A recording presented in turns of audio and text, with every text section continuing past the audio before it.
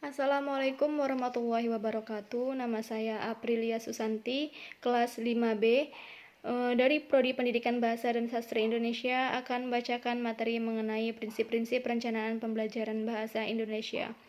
Prinsip pembelajaran merupakan salah satu usaha pendidik dalam menciptakan dan mengondisikan situasi pembelajaran agar peserta didik melakukan kegiatan belajar secara optimal.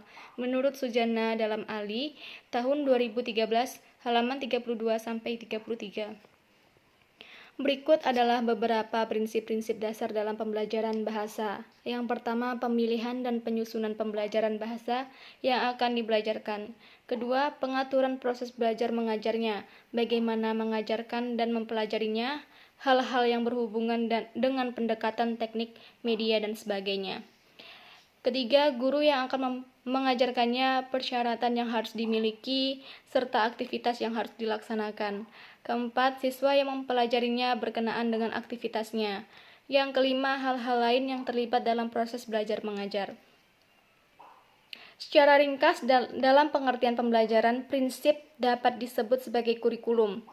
Kurikulum adalah seperangkat rencana dan pengaturan mengenai tujuan, isi, dan bahan pelajaran serta cara yang digunakan sebagai pedoman penyelenggaraan kegiatan pembelajaran untuk mencapai tujuan pendidikan tertentu.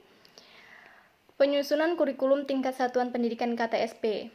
KTSP dikembangkan sesuai dengan relevansinya oleh setiap kelompok atau satuan pendidikan di bawah koordinasi dan supervisi Dinas Pendidikan atau kantor Departemen Agama Kabupaten Kota untuk pendidikan dasar atau provinsi untuk pendidikan menengah. KTSP dikembangkan berdasarkan prinsip-prinsip sebagai berikut. Yang pertama, berpusat pada potensi, perkembangan, kebutuhan, dan kepentingan peserta didik dan lingkungannya.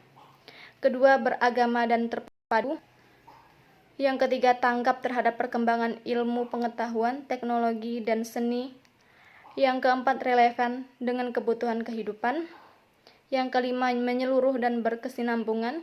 Keenam, belajar sepanjang hayat. Yang ketujuh, seimbang antara kepentingan nasional dan kepentingan daerah. Kemudian, pengembangan silabus. Silabus merupakan penjabaran standar kompetensi dasar, materi pokok atau pembelajaran, kegiatan pembelajaran, indikator pencapaian, dan kompetensi untuk penilaian. Prinsip-prinsip pengembangan silabus.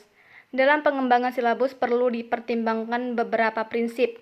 Prinsip tersebut merupakan kaidah yang akan menjiwai pelaksanaan kurikulum tingkat satuan pendidikan. Terdapat beberapa prinsip yang harus dijadikan dasar dalam pengembangan silabus ini, yaitu ilmiah, relevan, sistematis, konsisten, memadai, aktual atau kontekstual, fleksibel, dan menyeluruh, sebagaimana yang ditentukan oleh Departemen Nasional tahun 2008 halaman 16. Terima kasih atas perhatiannya. Saya akhiri. Assalamualaikum warahmatullahi wabarakatuh.